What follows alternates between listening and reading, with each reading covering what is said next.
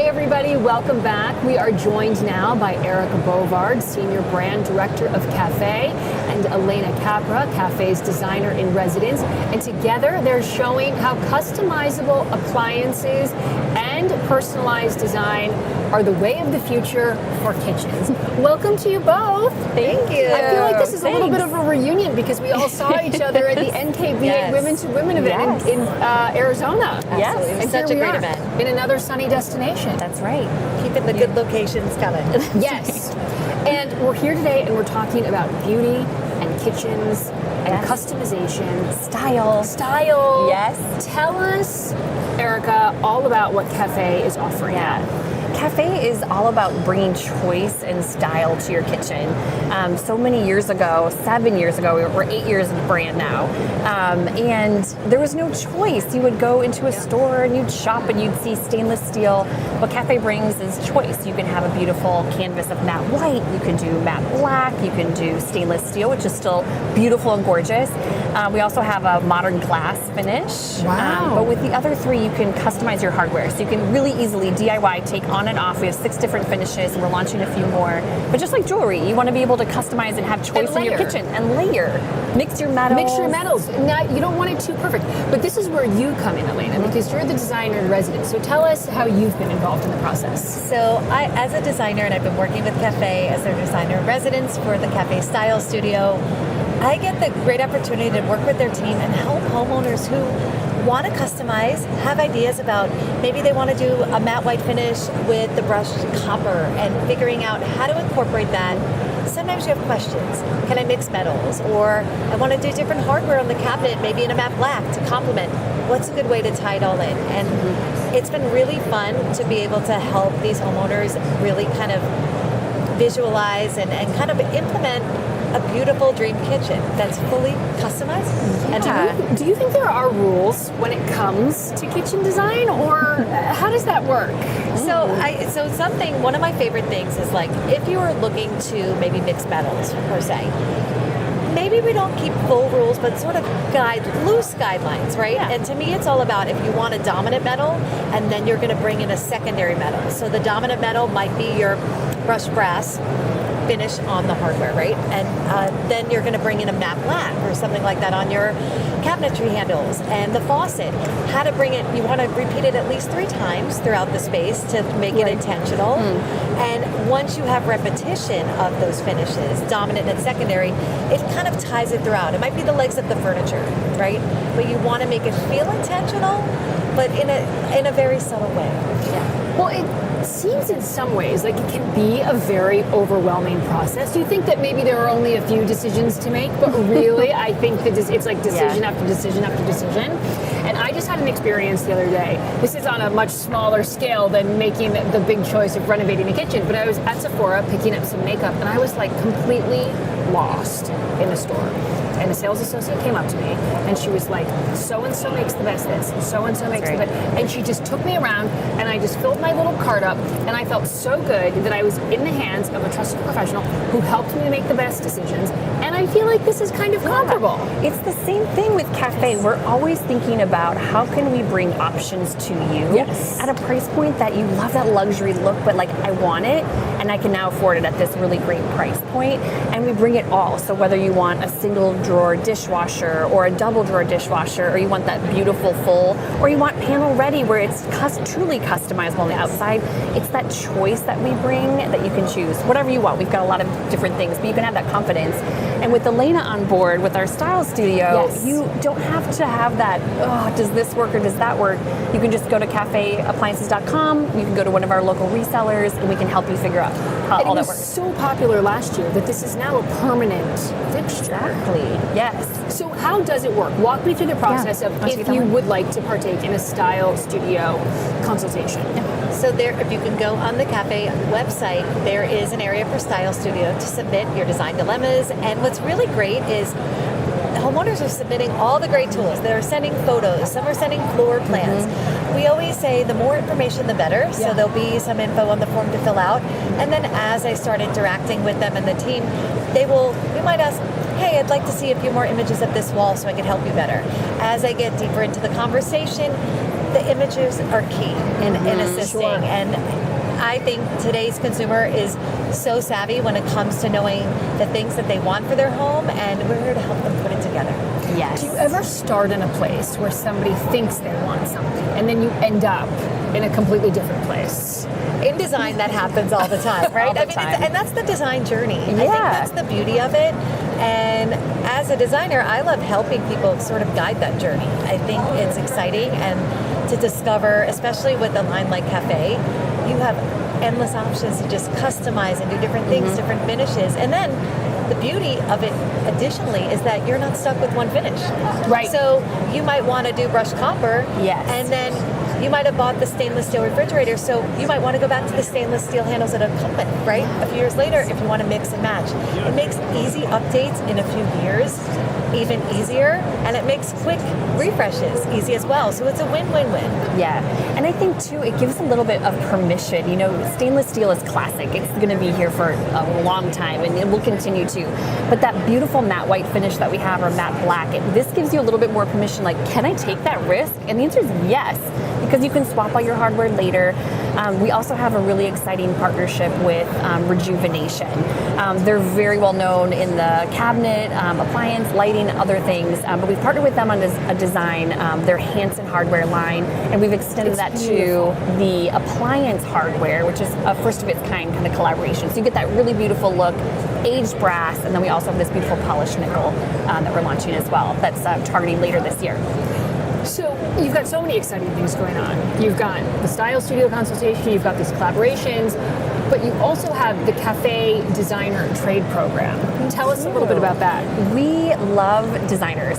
We love that designers can help, like Elena and others, bring KAFÉ, and again, give you that permission to design how you want to design with the style that you want to design. So if you're a designer, or if you're looking for a designer, we can help kind of make that connection through the trade program. So not only are we giving some incentives, like other trade programs, but you can also find a designer through our website as well. What's a trend that you're sort of seeing in 2026 in this space? Ooh, yeah, so many trends. But I think Tell to us me, the secrets, Elena. it is, we talked about before, personalization in the home. And if you look at the KAFÉ booth here at Kbiz, and if you look at all of the different things, it's about making it your own. And there are so many ways to do that. And whether it's mixing the metals, whether it's going with exciting different finishes. I also love the panel-ready options that KAFÉ is doing for your refrigerator, for your dishwasher, for your hood. This is like, to me, this is really cool. This is the ultimate. You can. What does this mean? This is a big deal. Let's talk about this. For designers, for homeowners, Yes. this is huge. So sometimes you want to really customize everything, and it's a lot of work to maybe work and build it out on your own. KAFÉ has a hood that is in 2 different style options, and you can clad it. It's paintable, wallpaper. gosh. So like, this is the designer dream, and I think for the homeowners too, once they learn about it as well, because it's a great way to really give your own mark, change it up, do something fun and different, rather than just a traditional hood, which is beautiful too, but it gives more options. I'm getting, like, the footage that we just saw was like a beautiful peach, like, cabinet, and then green. Stunning. And it really just feels like, I don't know, it's not an afterthought. It's just like it can feel full of life and color. And you spend so much time there. You want it to be beautiful. Our booth this year, our theme is, this is your moment, customize it, especially with KAFÉ. And we have 3 different beautiful kitchens. And I think that we're always looking for these moments of inspiration to bring back into our kitchens and into our homes. So one of our kitchens is the postcards from Venice. So we've all taken this beautiful vacation somewhere. It could be, local staycation. It could be Italy. It could be wherever you are, but you want to bring that feeling and be inspired by that moment, which is what we did in our Venice kitchen. Or another moment is kind of that rewind and kind of like relax, cook that beautiful yummy food, and get that inspiration from outdoor in, which is our greenhouse garden party. And then we have a third kitchen. It's beautiful. Amazing. Yeah, it's like beautiful green and kind of darker tones, our matte black and our panel ready. You're getting me too excited. Now I want to redo my kitchen. You have to. You should. With KAFÉ. I should. Make it your own. And there's so many great ways to do it. I love all of the finishes. That polished nickel is stunning. Beautiful. Yeah, that's the Renovation line. Okay, before we go, what's one piece of advice you'd give homeowners or designers about embracing customization without feeling overwhelmed? Oh, that's such a good question. I think Call Elena? Yeah, I'm kidding. yeah. I was Call gonna say, Elena, call Style Studio. Right into the style studio. We're here to help. That's right. That's right. And I think too, it's give yourself a little permission to be open to trying new things and discovering things. Like it's your space. It's a place that you can really make your own and your moment. And with Cafe, we have so many different choices to help you do that. It's not just like too many options. It's curated collections that can help you bring your personality, because your kitchen should be a reflection of you. Yeah. And we love to do that. Wonderful. Ladies, thank you both so much for stopping by and telling us all about the exciting offerings that Cafe has, and I can't wait to swing by the booth once this is over. Thank you so much for being here today. All right, everybody, coming up next, we're speaking with Tammy Covington. She's the president and CEO of High Point Market Authority, and we're going to hear how the latest design inspiration from High Point is turning into real livable spaces. We'll be back in just a few minutes. Thanks, gals. Awesome. That was great. You two are amazing. This segment is brought to you by CAFÉ. This is your moment. I'm like, good job on Customize the with custom CAFÉ. hood. Forgot to bring that point in. No, but like as a designer, that was when I heard that was coming. That is one of the most exciting things. No one has it. It's an I just industry can't get over first. this. I mean, like, look at this. We showed Yeah, this it's when you tiny. guys were talking. Yeah, and that's our creative director, You don't have TK. to commit to. That's the thing. To me, it's like you don't have to commit to one finish. Right, You could right. change your handles. You could change That was so everything. much fun, folks. Really Yeah. nice. You guys are great. I'm glad the Sephora story made it in. I know. Let's do that. Reese, she was so excited. Thank you guys. It always is so.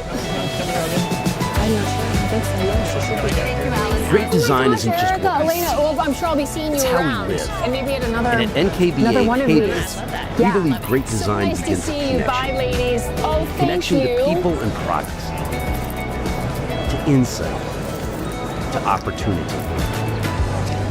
We are a global community of creators and innovators, designers, builders, brands, educators, coming together at Kbiz, the largest North American event for kitchen, bath, and whole home design, where borders blur, ideas collide, and the future of design is on full display. Our award-winning research reveals what's now and what's so next. Nice to see you. From meet design you. and life- Welcome. Thank you. Glad to be here. We We're equip so our excited members to talk to to you all lead about with High Point. confidence. I know. This is spectacular. At NKBA, we believe growth is a journey. That's why we offer industry-recognized certifications and continuing education that elevate every career stage, from student to CEO. Whether you're mastering sustainability, smart home design, or business strategy, we give you the tools to lead with purpose. And with 70-plus local chapters, NKBA connects professionals where it matters most, in your community. Because connection doesn't end when the show floor closes. It lives in the relationships we build year-round. Nobody has welcomed me like the NKBA. They've become my friends and my family and my community. I launched Free Power at Kbiz 2024, never having been before, and it was the best thing that we've done for the company.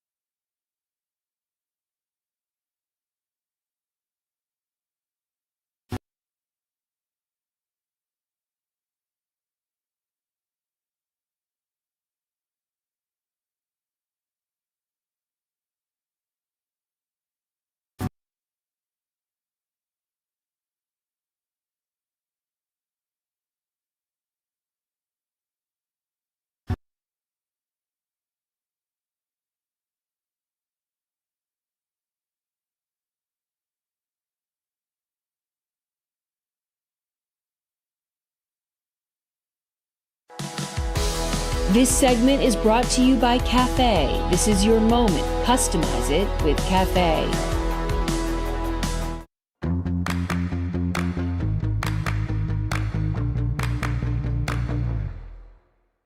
It's time appliances had a personality. Yours. Discover CAFÉ, the customizable appliance. Customize your CAFÉ kitchen now. And then they're like, how do I use it in my own home?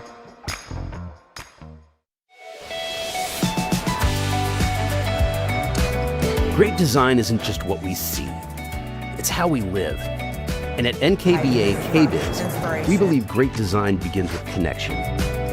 Connection to people and products, to insight, to opportunity. We are a global community of creators and innovators, designers, builders, brands, educators, coming together at Kbiz, the largest North American event for kitchen, bath, and whole home design, where borders blur, ideas collide, and the future of design is on full display. Our award-winning research reveals what's now and what's next. From design and lifestyle trends to economic forecasting, we equip our members to lead with confidence. At NKBA, we believe growth is a journey. That's why we offer industry-recognized certifications and continuing education that elevate every career stage, from student to CEO. Whether you're mastering sustainability, smart home design, or business strategy, we give you the tools to lead with purpose. And with 70-plus local chapters, NKBA connects professionals where it matters most, in your community. Because connection doesn't end when the show floor closes. It lives in the relationships we build year-round. Nobody has welcomed me like the NKBA. They've become my friends and my family and my community. I launched Free Power at Kbiz 2024, never having been before, and it was the best thing that we've done for the company. Anyone that's looking to become a certified kitchen and bath designer.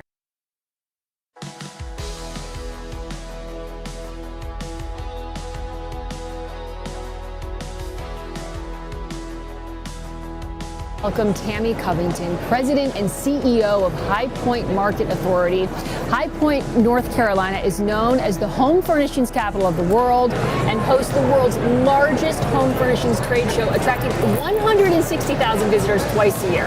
Tammy has spent more than 20 years shaping the market, and she's here to tell us how designers turn big market ideas into livable, beautiful spaces. Tammy, what a treat to have you here. So glad to be here. This is amazing. I'm sitting with a celeb of the home furnishings world. Well, thank you. I'm not so sure about that title, but glad to be here. And I think a lot of people come to a thing like Kbiz, an event like Kbiz, and they're totally overwhelmed. But this is another day for you. You thrive in these kinds of environments. Absolutely. I love the display. I love watching the people. I love to see how the designers or the buyers interact with these spaces, and it's great because I'm not in charge here. Right. It's great. I want to start the conversation talking about bringing High Point home. You just wrapped up moderating a panel. And for our viewers, can you tell us what makes High Point such a special destination for designers and even not designers? Right. High Point, I think the very first thing about High Point is that we've been there over 100 years. So this market started in 1909. We only have missed two across that time span. The first was for World War II, and the second was during COVID. So it's become this center of our industry. It's where buyers and sellers and suppliers all meet. And it's become part of the DNA of this industry. And so I think people really feel that when they're there. It's not just a trade show. It is part of what we do there, and I feel like people make that pilgrimage twice a year. Oh, so they definitely. 160,000 people you're bringing from around the country to High Point. Yes. I mean, what an incredible feat. Let's talk a little bit about how you've made the market feel approachable. Because when you have an event of that size, for somebody who's never been, they might think, well, where do I start? Right. It's so our organization, the High Point Market Authority, is a little bit different in the trade show world in that we are a nonprofit that actually runs this show. So we don't own buildings. We are not part of a manufacturer. We're there to two things: market the show and to handle the on-site logistics. So in doing that, making sure that people who come to market have a great guest experience. You're exactly right. That first time is tough. 180 buildings, 11.5 million square feet of show space. They exactly. We can tell the first timers. They get off the bus, they take 3 steps out, and they're like, they look around them, and you're like, uh-oh, look at her shoes.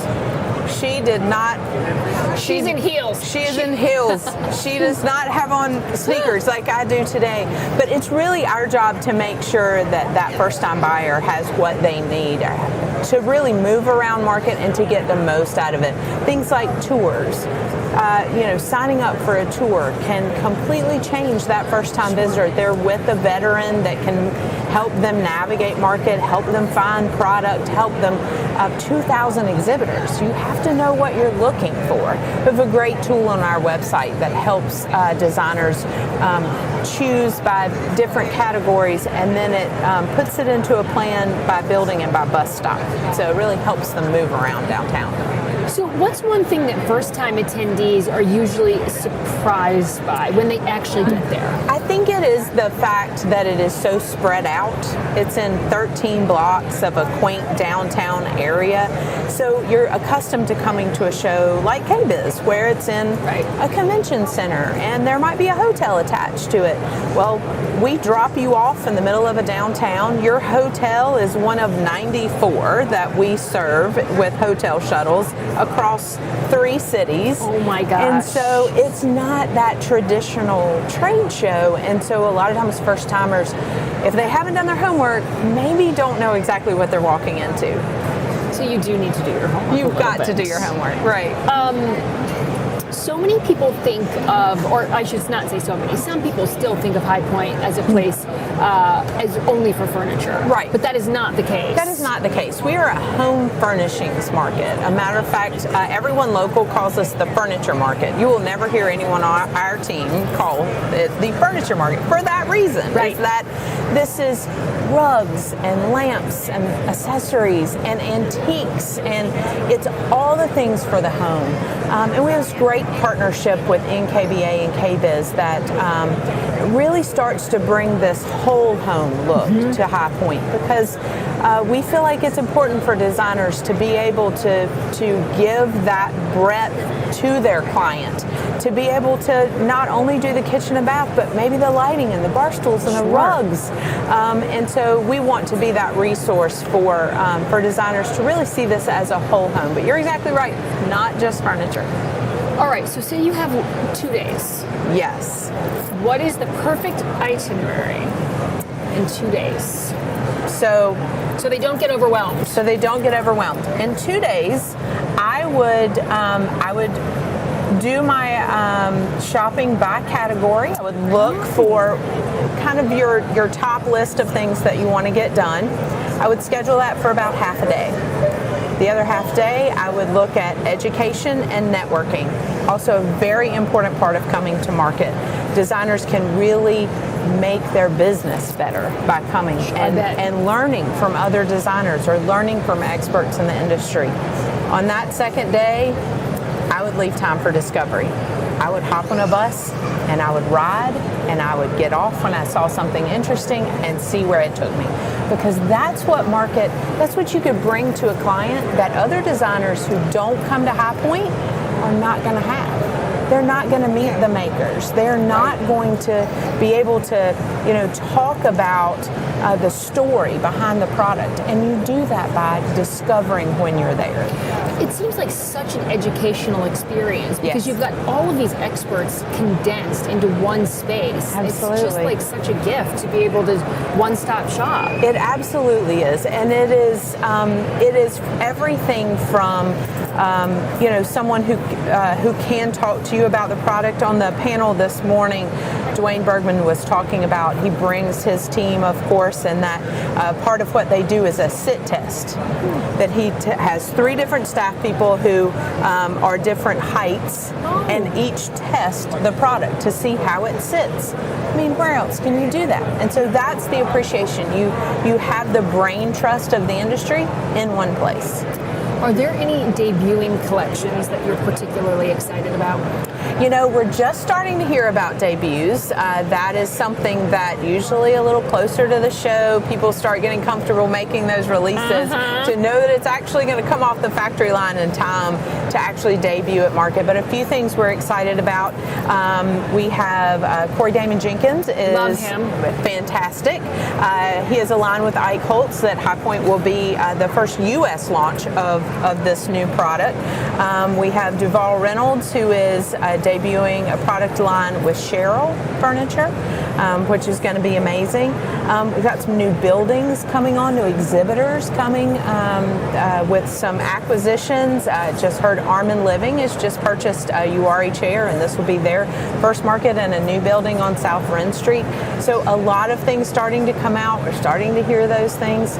And guess what? You can see Cool in the Gang if you come to market. Way. Absolutely. So, you know, it's all about being there with your best designer friends, finding your tribe, having a little fun in the parking lot, and then tomorrow morning hitting it hard again. Well, and I bet the food is not too bad either. The food is fantastic. I bet it's amazing. You know, many designers will plan their trip around the food. Oh, because, that's hilarious. You know, you have to go to, you know, you have to get the uttermost breakfast. You have to go to Palliser for a hot dog. You have to go, like, there's all these kind of well-known things that designers know.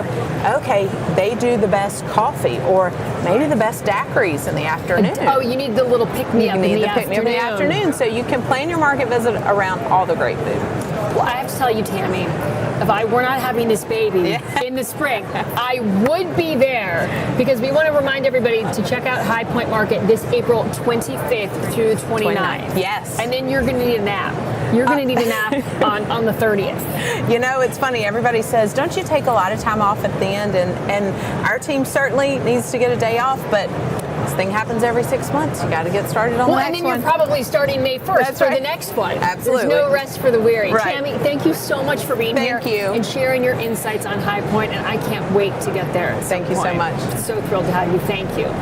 Next up, we're chatting with designer Hill Rondero on the power of slow design. Stay with us.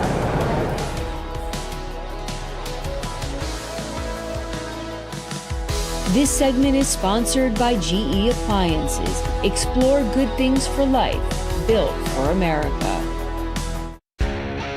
Built for America is a lot bigger than just making a product in a building. The best in class, best quality ranges. Some of the highest quality top freezer refrigerators in the country. Thousands and thousands and thousands of dishwashers every day. In comparison to our competitors, nobody else has the distribution delivery capabilities that we do. We run over 72 miles of steel a day.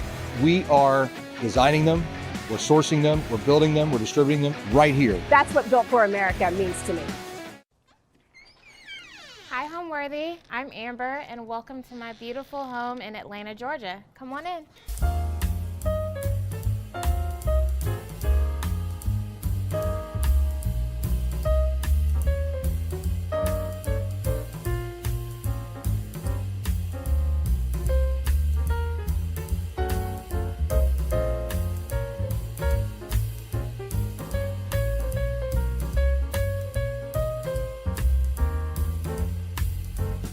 You're watching Homeworthy, where we believe every home has a story.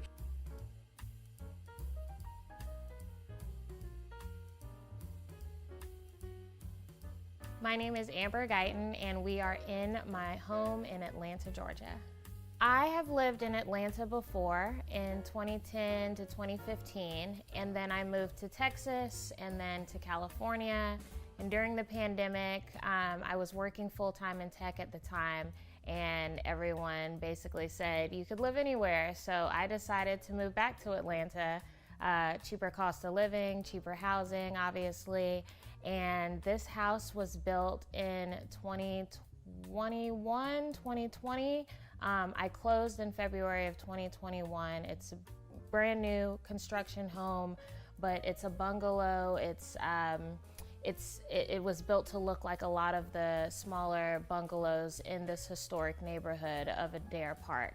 So I was thrilled to have a little bit of the best of both worlds, to have a bungalow that's brand new and easy to just move in, turnkey. All I had to do was decorate versus moving into something that looks too cookie cutter. It still has the character that the neighborhood has in all of the homes. So I have been in this home about 2.5 years, and I've personalized it with color, texture, pattern, and just my colorful aesthetic that I have as an interior designer. So this is my living room. My house, when you walk in, there is no grand foyer or entryway, but I do have some hooks on the door to hang your jacket, your bag, etc. And then you walk in and you're immediately greeted by the living room. So I have enough seating for just myself and my dog, but ample seating if I have some friends or family over. This is the only TV in my home. I'm not a big TV person. I'll watch TV. A lot of times it's just on for noise, but I love the Samsung frame because you could turn it into art when it's not on, just play some music.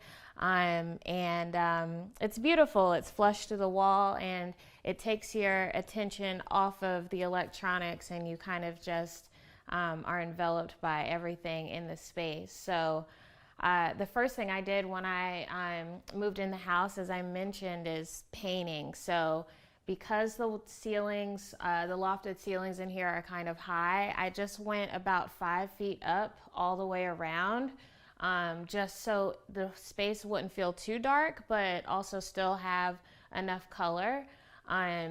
You can see that I added plantation shutters and drapery to the windows.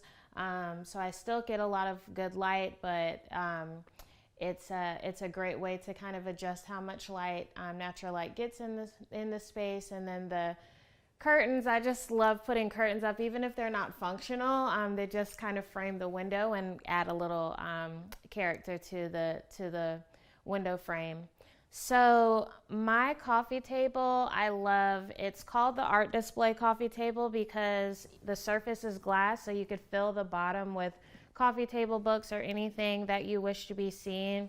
I've got a ton of coffee table books filled with interiors and Black artists and all the things. I always have some magazines on top for casual reading, and then this tray is filled with things like sage and fresh flowers, candles, just things to kind of set the mood in my living space. And I like that it's wide enough that if I do have some friends over and we're playing cards, or we have like a charcuterie board and wine, like it's more than enough space for us to fill the surface with.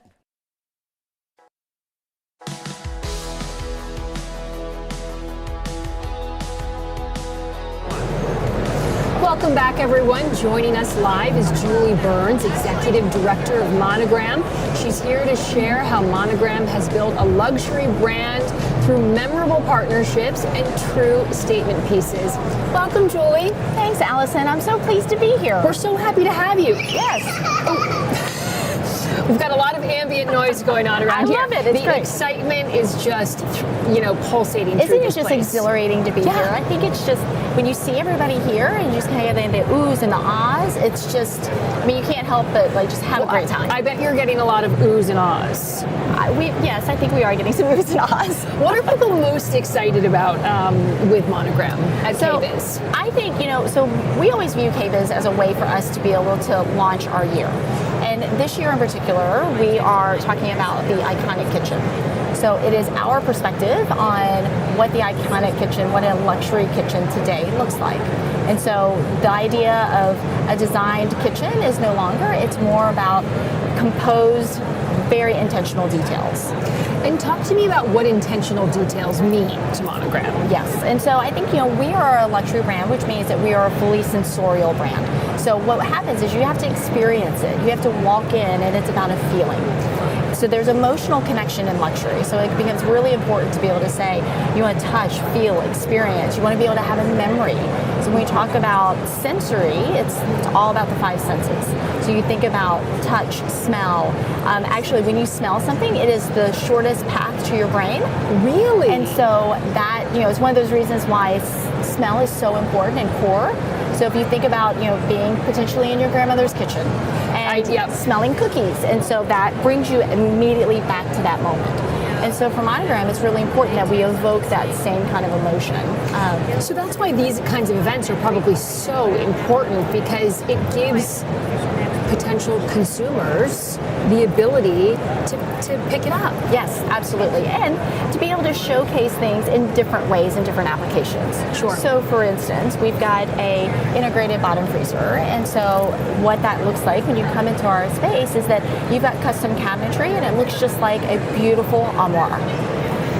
You almost think you're probably not in a kitchen. Exactly. It's a furniture piece, and then you kind of blends this like style and functionality together, and so that just makes it really comfortable, so that it's almost like you have your own retreat at your very own home.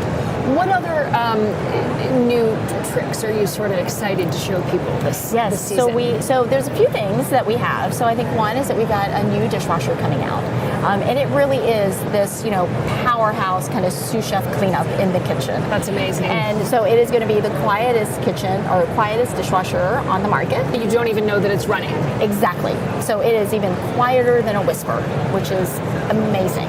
You go put your hand up on it, you're like, is this thing running? Exactly. So we have a solve for that though, because all of our appliances are Wi-Fi enabled. And so you are able to kind of pull those things together, and it'll tell you when your cycle is done. That's incredible. How do you balance innovation with timeless design when creating these statement pieces? Yeah. So everything that we're doing is very intentional, very purposeful. So for instance, when we think about any of those product design things, we need to be able to be really purposeful in terms of, we want to make sure that when we have the sapphire knobs on our range, that we want to be able to make sure that when you touch that, it is going to last not just the first day, but it's going to last the 10,000th day, and you're still going to have that same experience. The other thing is that we're going to make sure that innovation is seamless and makes your life easier. Mm-hmm. So for instance, we have a beautiful Monogram hearth oven. It is flush installed in a standard 30-inch wall oven hole. But the best is that it is a brick oven performance, but there's no incremental ventilation needed, because we've got a catalytic converter in it that is there's no billowing out of smoke. So you get all of that performance with all of the convenience of being able to do it indoor. And so that's the type of innovation that we think about, because we want to be able to make everybody's life easier and a lot more seamless. It's like the jewelry of the kitchen. It absolutely is. And so that crown jewel is what we think about from our cooking equipment, and so it's a statement piece, and you want to be able to show it off. Definitely. How do collaborations with designers and culinary experts help shape Monogram? Yeah, so we learn a lot from our partners, and I think we are very honored and very lucky to be able to have partners that really want to be able to give feedback. And so feedback is really key for us. When we went to redo our Monogram professional range, it was one that we took that input, and what does that look like when we think about the design? And so that becomes incredibly important. So those designers really push the envelope and request things that, on the face of it, you go, I don't know if that's possible. Right. And then you realize no, we can definitely do this. And this is really great That's feedback. exciting. And our chef partnerships are great. We just announced that Chef Manit Chauhan. I saw that. Yes. She's amazing. And so she has a global culinary perspective.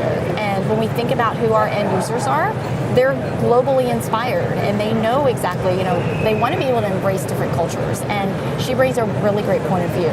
So, and they can probably push the envelope in different ways as they're thinking about the trends in the food space and how that can sort of... Absolutely. So some of those kinds of things where it's also the performance, right? Because she wants to be able to cook in her home just like she would in her professional kitchen in her restaurants. And so being able to inform that, and for us to figure out what does that look like for a residential perspective, becomes really important. How do you make sure that these new products are exciting both designers and consumers? Exactly. So we have the opportunity of having designers come to our Monogram Design Center in Chicago.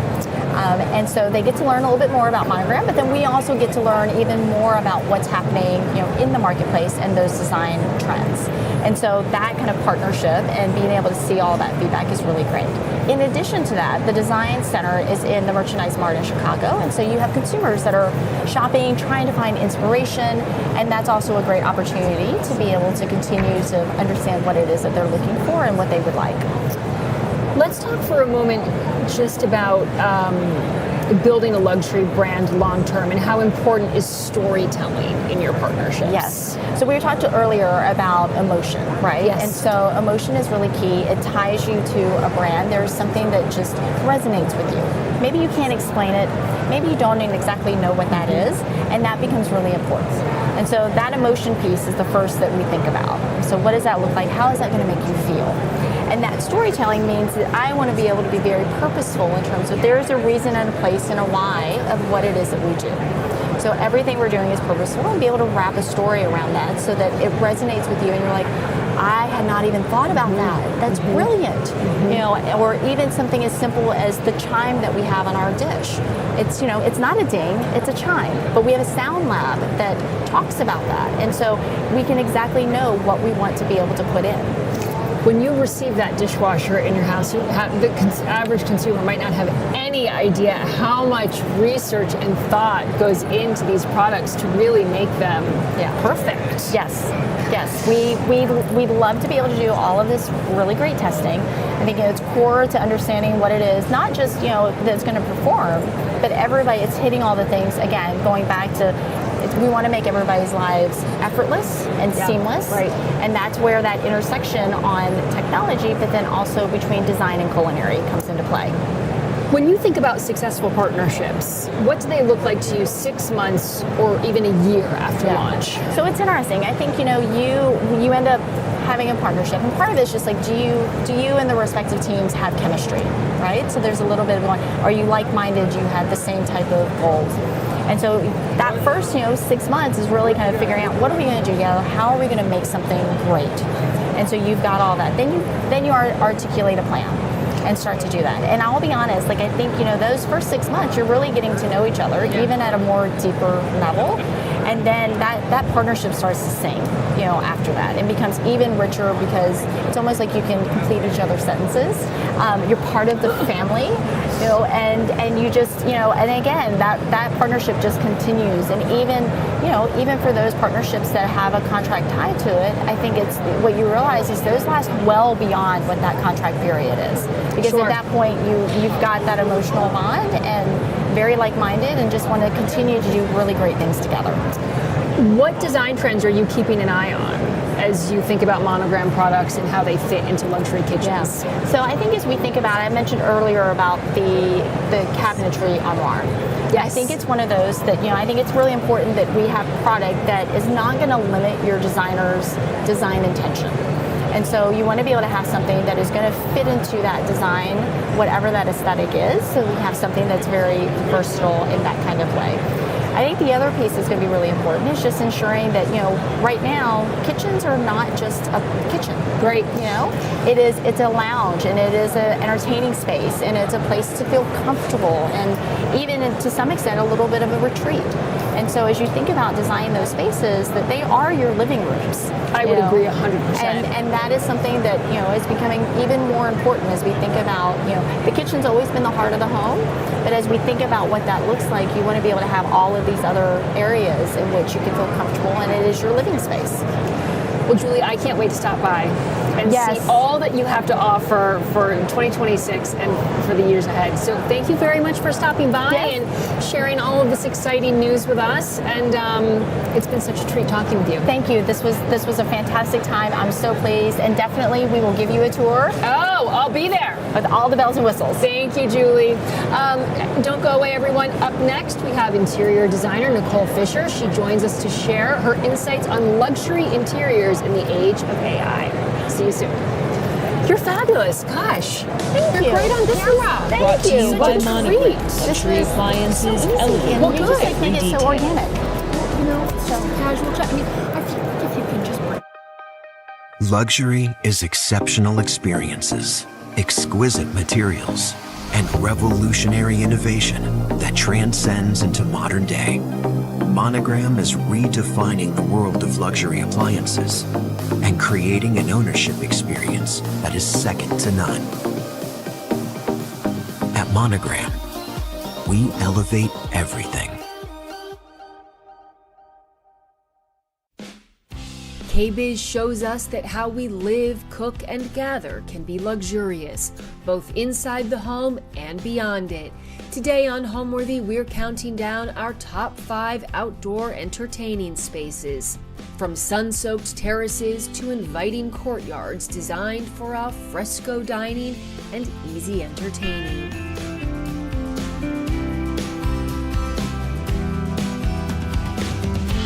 You're watching Homeworthy, where we believe every home has a story.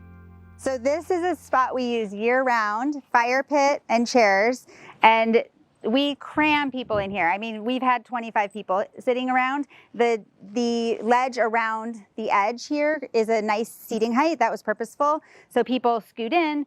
When it's not fire pit season, we use this as a table. We throw big platters of appetizers on here, and it's just always really beautiful and nice. Even in the cold months, it's wonderful because this does kick off a lot of heat, but obviously it's all about the view. So we love this area and spend a lot of time here. When we bought the home, it was sort of overgrown and there wasn't really a front garden to speak of, so we knew that was a big opportunity. The lower yard was also quite overgrown, and there was a big concrete sort of parking situation in the lower garden. So we got rid of that, and the property just presented a lot of opportunities for improvements. We knew, because we were building during COVID, we were really sensitive to being really purposeful about the spaces that we were creating and wanting to create destinations on our property that we would use all seasons, both as a family of 4, but also for our extended family and friends. So we thought a lot about what the different parts of our property could be, and I think we arrived at solutions and moments that are really special and that we actually do use. We've created reasons to go to the different parts of our property, so that's really nice.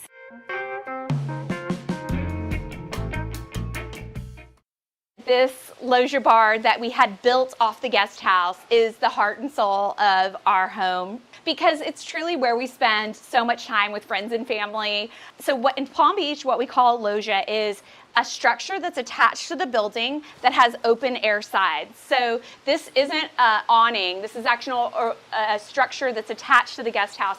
And if you look up, we finished the ceiling with Pecky wood cypress, which is sprinkled throughout the home from our front door to our living room. It is an original characteristic of homes from the 1920s and especially old Florida. So that was a really fun detail that we wanted to bring in, matching the dark color of the wood to what you see throughout the home. My husband and I were sort of convinced that we wanted a hotel lobby type bar, not like a traditional sit-up high bar. So we had a countertop bar hand poured with pebbles and shells from concrete. It has all the peckled top and character that we really hoped it would. And so this is really the mainstay of the bar. And then the front part of the bar, as you can see, we had the Pecky cypress wood done all throughout the side of the bar as well, just to mimic the ceiling and to give it like a real grounded feel.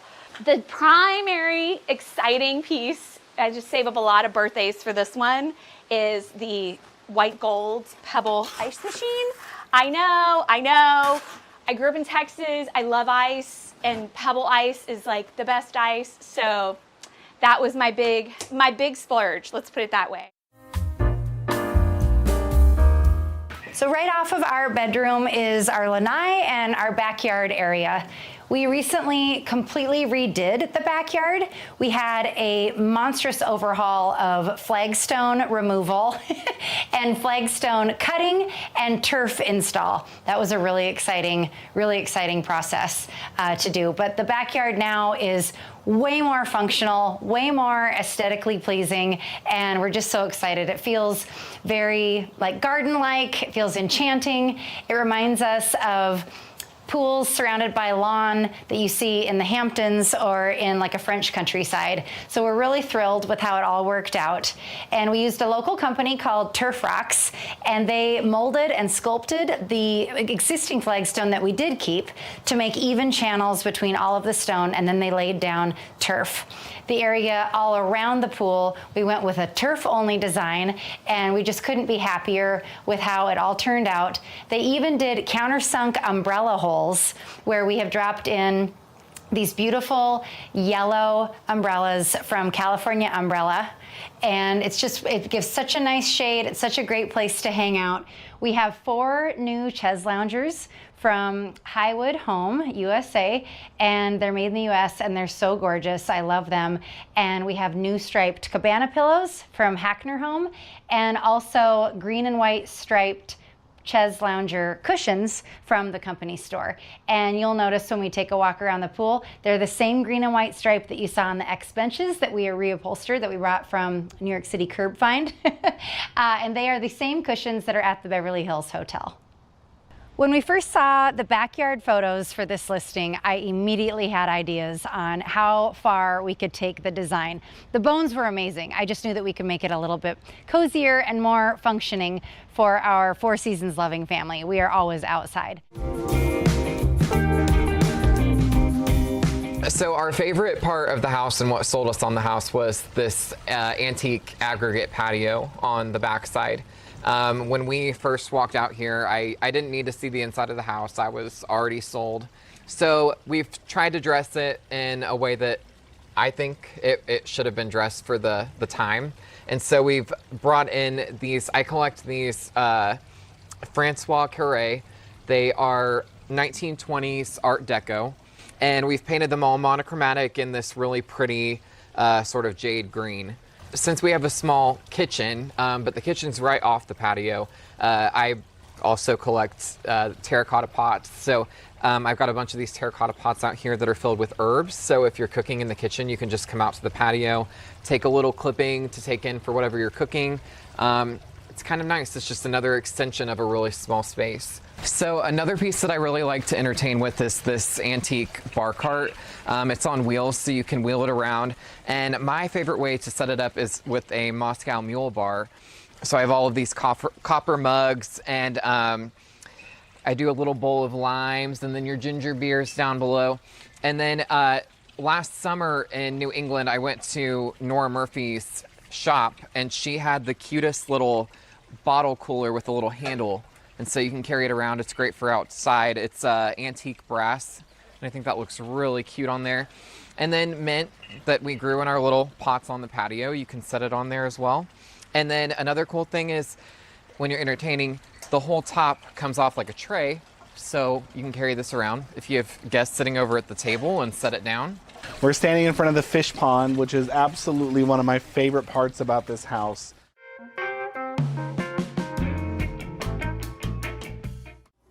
This is a very comfortable spot for us out here. In fact, it's a great space to entertain friends, and especially in the summer. And from here we can see the front facade of the house, and we can see the greenery all around us. And we can also, in the distance, we can see the trees from the park around the Hollywood Bowl. It's nice to have drinks out here before we go into the house, especially because we like to admire the front facade of the house, because it is so historic and unexpected, and so it's a great place to have people for drinks. One of the most unusual features of this house is its curved facade, because it's most unusual, as I said, a very unusual feature of the house, and it has this balcony with the gargoyle, which we had to replace.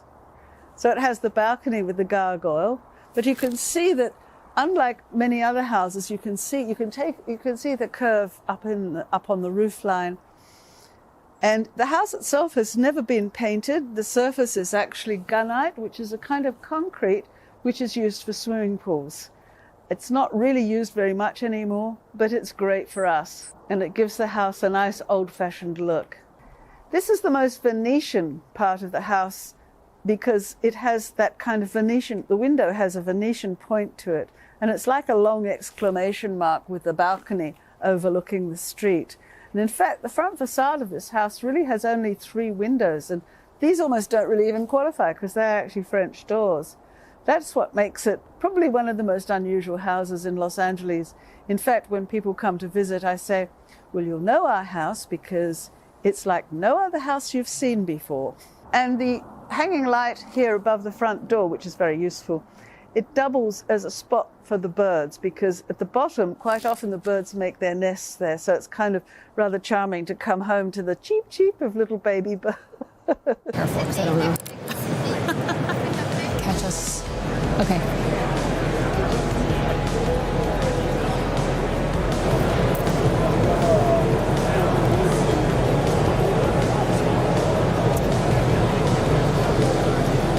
Welcome back, everyone. Joining us now is interior designer Nicole Fisher, whose background in fashion and editorial styling brings a sharp, sophisticated lens to luxury interiors. She's here to talk about luxury interiors in the age of AI. Hello! Hello, thanks for having me. Thank you for coming. I am so fascinated by this topic, and you were just on a panel discussing this in depth. Yes. What was the big takeaway? The big takeaway is that AI is here to stay, and we have to figure out how to incorporate it into our businesses. As creatives, I feel like we are told you can't scale a creative business because you can't touch everything when you scale. But AI has allowed us to create these systems really efficiently to allow us to build these bigger businesses in a creative industry that normally wouldn't be here. So view it really as a helper and not as something that should be feared. Totally. It's not replacing us. It's certainly not replacing the human touch. It's not replacing the storytelling. It's not replacing that, client communication. But what it is doing is giving us all of these skills that we can leverage, and it is the best and most incredible time saver so that we can focus on the creative and what we're really good at. So how do you use AI in your business? So I use it more in systems. So we are creating standard operating procedures. We are creating contracts that, what did I do last time that was a hole? And then I'm going to talk to it, and then we're going to figure out how to not make that same problem again. It's creative problem solving. It's creating these processes around what we do every single day to free up my time and free up our time to do what we're good at. So sort of in a way, taking away maybe some of the more mundane tasks. 100%. Give specifics for designers who are watching this. Like, what kinds of specific tasks can it do for you? So I would suggest anyone watching to really audit your day. So take like 2 weeks, audit on 15, 30 minutes. What are you spending your time on? I did it and I found that my day was primarily administrative work. Honestly, after 12 years of doing this, I was just like a glorified my own assistant. So I would then see how I could leverage AI to take away some of that admin work. I would get an irate email from a contractor or a client, for example. It would just mentally drain me. I would be like so upset about it. I would hem and haw. I wouldn't sleep. I would, it'd take me a couple days. Now with AI, I can talk to it. I say, this is what's going on. Here's the email. I need to respond in a really cool, calm, level-headed way, but still maintain my authority in the relationship. All of a sudden, that has eliminated days of stress that I would be thinking about this response. You're going to be adding years to your life. Am I taking away some of my gray hair? I feel your pain there. I feel your pain. Okay, so can it replace taste? I think this is what some designers are concerned about. Right. No. The answer is absolutely emphatically think the answer is no. No. What I am doing is not only leveraging my time, but from a creative perspective, we're not taking away that taste level. What we're doing is, yes, we still render, and I still give clients a very, very, beautiful presentation of what their home is going to be. So we'll take renderings, but now we're seeing that they're almost too literal. The clients are taking it and they're saying, why doesn't this look like this fabric? Why does this look like a little different? So now I'm using AI and I'm saying, make this into more of a sketch. Make this into more like watercolor. Make this dreamy thing come to life So now our presentation is not taken so literal, and it's just brought us to this like next level of storytelling and really salesmanship, because we're selling a lifestyle, we're selling a vibe, we're selling a look. So, you know, it's really helping us get it over the finish line. That's fascinating. Well, I think also, though, when it comes to taste, you have incredible taste. Thank you. I love your house in the Hudson Valley. It's so cozy. It's so charming. I think we actually have some images up that we're going to put up. But talk to me about how you designed your living room. My living room. Are we talking about my bar? Because that's kind of what I would call my Where you spend a lot of your time? Yeah, that's my, I actually call it the red room. So yes, my red room is, it's amazing. So that is my multi-purpose room. That's my day to night room. We have a bar for nighttime. We've got a built-in coffee maker for daytime. Oh my gosh, We've got, this house was such a labor of love. We kept every single thing we could actually humanly keep. All of the original millwork, all of the original details, and then just add to it. So it was a lot of love and care that went into this place to kind of keep it feeling like it's always been there, but then take it to another level with color and pattern and texture. Being reverent to its past in a way. I mean, you don't want to rip the place up. You want to just sort of like preserve it, but add your touch. How would you describe your interior design style for your personal style? For myself, I would say we're, eclectic. I think that's the perfect way to, maximalism. Yeah. We are more is more is more is more, and there's no ceiling when it comes to stuff. I don't want things to come into a room just for the sake of being there, but they should feel layered and tell a story and show the love and the parties that have gone on in this room. I love patina. I love things to age and not feel so new, and that's really what we try to strive for, not only in my house, but all of our clients. To have a soul. Yeah. So it shouldn't be a surprise that you are equally as fashionable when it comes to like personal style as like homes. But you have this background in fashion, and I probably buried the lead here because you used to work with Lady Gaga. Yeah. Okay, what's like one thing you can tell us?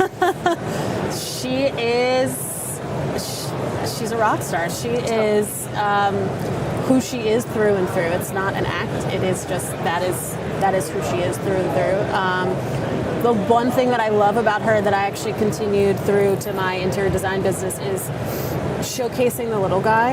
And she was very much a proponent of finding either Parsons students or FIT students or anyone, all these smaller, yes, she worked with the major fashion houses, but she would always find these smaller budding fashion designers and wear them on really important moments, and it would just catapult their visibility. And I love bringing vintage. I love showing these smaller mom and pop type things when we can, and it doesn't have to be this massive major thing that we're bringing into your home, but sometimes if it's right, and no matter where it's coming from, and being able to find these one-of-a-kind, smaller, really sweet moments in a home, it just makes it all the more special. Is that fun for you, sort of the thrill of the hunt? Love the thrill. Love the hunt. So, what's a perfect... I mean, and you live in a place where you can constantly be treasure hunting. Yeah. Everybody comes to the Hudson Valley to look for treasures. Yeah. And this is your backyard. Totally. What are you always looking for? I'm always looking for things that kind of just stop me in my tracks. What stops you in your tracks? Weird stuff, weird shapes, weird size, oversized screens. I'm a huge fan of screens. Just really? Huge. Anytime I see purpose? I just want to put it in a corner. I just want to put it, it's a piece of art. So many of these vintage ones are they're hand painted and they're so amazing. I love incorporating a screen into a room. I feel like I could talk to you all day about antiques, but we're supposed to talk about AI. But I want to know about some of these projects that Yeah. you're working on and what you kind of have in the pipeline. Yeah, so we just finished this ski chalet that's in New York Yes. that I'm so excited about. We have been working on this project for over a year. The clients, these are clients or dream clients. They're Kbiz here, we'll see you in a year. Have not seen them. Stop it. Have not heard from them. That is a dream client, Dream isn't it? clients. They're like, we presented everything. They're like, yeah, looks great. Cool, let's do it. That's like a diamond in the rough, though, isn't it? Oh my God, they're dreamy. So the pictures we're seeing right now are just a few installation moments getting us to the finish line, and really just, it's really special. And what was that process like? For this dream client, this sort of, you get to dream up whatever you want? Yeah, I mean, the client is, it started with, this is how I want to live, and now it's my job to figure out how to make that happen. And when somebody says this is how we want to live, what does that mean? We want a comfortable house, we want a family house. Of course, I want to know all those details. We love throwing Thanksgiving. We love, these clients in particular, when they have people over, it's 4 families. So I need to sleep 16 people, when there's no restaurants in this town, so we cook for 16 people. We need to make sure that 2 ovens. Yeah, we need to make sure that all of these things are thought of, and then when it is, they're like, wow, she thought of everything. Right. Well, because they give you a lot of information. Totally. And we want to know all the nitty gritty. I mean, honestly, it's a really personal relationship that we have with them. I know where your toothbrush is. I know everything about your children. I know how you fold your underwear. I mean, there's no limit to how we get to know you on a personal level. And if we can really take all of these things we know about you and put it into the design, not only in a beautiful way, but in a functional way, we've done our job. So I live in Manhattan. Yeah. You're in the Hudson Valley. You are moving. I know, we'll have to go to lunch. Yes, we'll have to go to lunch. You're going to have an office in the city. What does this mean for your business? I feel like the Hudson Valley has done an amazing job for us in the last several years. We went full-time with COVID, and we have I think we've hit a ceiling in terms of what we're able to do where we are. So moving to New York moving back to the city is opening a complete door for the talent that we're bringing in, the projects that we're bringing in, the opportunities that we can have, and I'm so excited for this next chapter. As you've been walking the show, which is so fun and so much just like, I don't know, it's such an educational experience, I think, because you're getting to discover new companies and new brands. Yeah. What have you noticed in terms of innovations that's exciting you? Oh my gosh, I just saw something this morning. It is stone with the induction underneath for a cooktop, but it's not cut out. It's just, it heats up the stone. So there's no surface other than the stone. They were just boiling water on a stone. Slab. Yeah. I feel like you're going back like this is so cool. Into like the prehistoric ages. You're like boiling a pot of water on I'm like, stone. how do you know where to put? Is it hot? They're like, no, it's induction under there, so which only works on metal. That is so cool. And it's fascinating. I mean, all the cool stuff I think comes out of Europe, and then it slowly starts to trickle over here. So yeah, they're a Spanish company. They're just showcasing all of their cool stuff. But wow, I know. There's just so many. You couldn't even hit everything if you tried. All right, make a prediction for me. Circling back to AI, coming full circle here. Yeah. So 5-10 years ahead, what does a luxury design studio integrated with AI actually look like? I don't think it has taken out the taste. I don't think it has taken out the creativity. What it is doing is incorporating a level of process and systems that your client can probably look to, know exactly what they're getting. They feel taken care of, and it doesn't affect with your level of creativity at all. I think the better we can make ourselves at creating these processes with AI, the more dangerous we can be on our business. I am so much more efficient. I can't even imagine how efficient we're going to be in a year, and that we can train our team members to also do this. I mean, the limit does not exist. Did you learn some from other panelists on this discussion? Yeah, the other panelists, Russell has a background in technology, so we're looking at things a little different. But what I can say is that it's just something that's not going anywhere, and it feels very reassuring talking to someone that has been in this space for a while. It's already been here for a while. Now I think people are just discovering it. Exactly. Yeah. So we're all buckled. You have to buckle in. It's not something you can avoid. And you think if you don't really kind of buckle in, you'll be a bit left behind? I do. I really do. There's going to be not only design firms, but just businesses in general who are able to do 2-3 times the amount of stuff that you're able to do. Well, and then you really can focus more on the creative, which as a designer is the fun part. Totally. But as I've done so many of these conversations in the past, what I've learned, because I am not a designer, I'm really just a storyteller, that being a designer is like 90% business, 10% design. But if you can clear up some of the administrative work, then you have more time to dream and to, of course, and to go to the shows and find the new brands and do the discovery and bring the magic back to your client. Absolutely, that's the goal. Nicole, thank you so much for stopping by and for talking to us all about AI. This was so interesting. I'm fascinated by the topic. And have fun walking the show floor. Thanks for having me. Of course. Coming up, we have Miami-based designer Katie Gutierrez, who joins us to talk about designing the hero moment. Stay tuned. I like that you're also wearing a bit of green.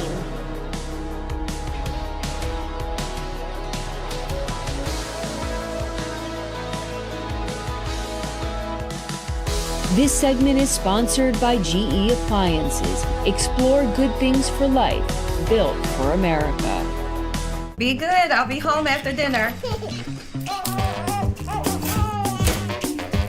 Abby, don't eat that. Oh no. Don't worry. Drop it, Scout. Drop it. No. Cut down cook time. Speed up cleanup with GE Appliances' new Easy Wash oven tray. How'd it go? Easy peasy. Perfect little angels. So, what do you think? I give her 2 weeks.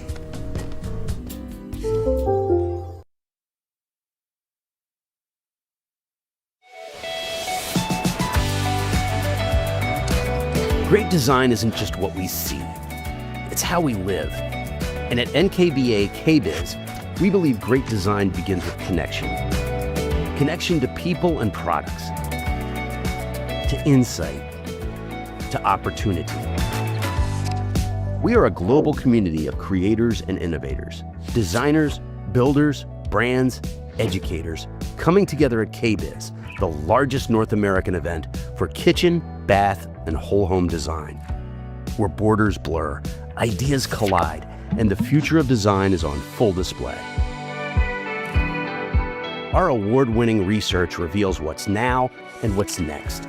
From design and lifestyle trends to economic forecasting, we equip our members to lead with confidence. At NKBA, we believe growth is a journey. That's why we offer industry-recognized certifications and continuing education that elevate every career stage, from student to CEO. Whether you're mastering sustainability, smart home design, or business strategy, we give you the tools to lead with purpose.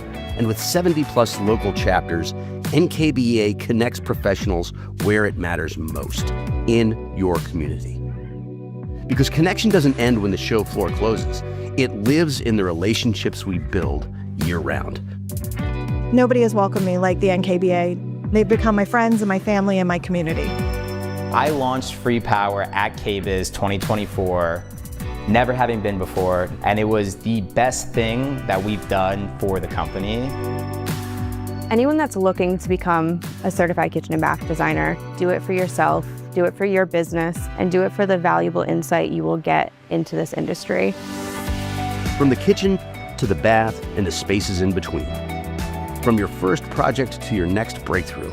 From local communities to the global stage, we are empowering design through connection. Join us and help shape what's next.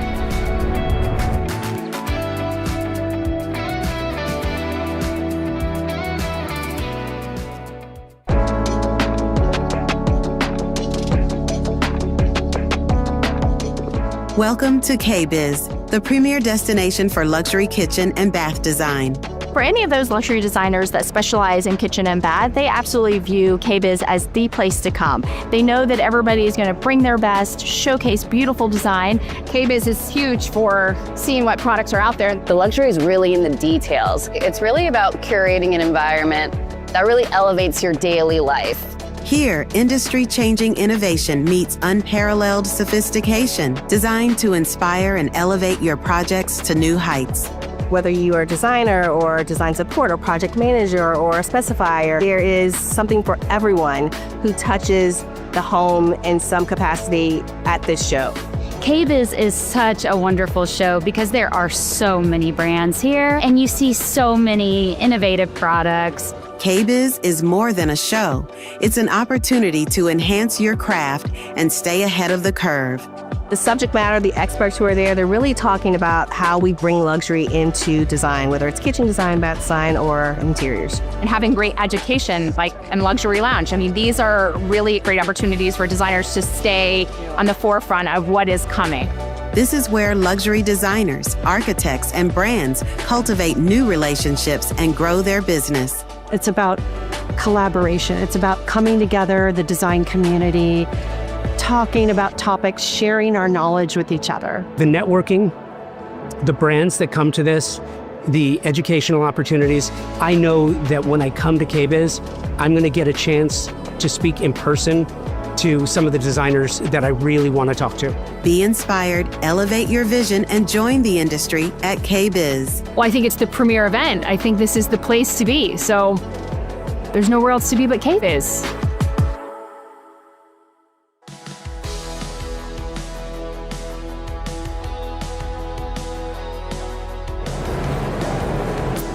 Joining us now is Miami-based interior designer Katie Gutierrez, co-founder of Eras Design.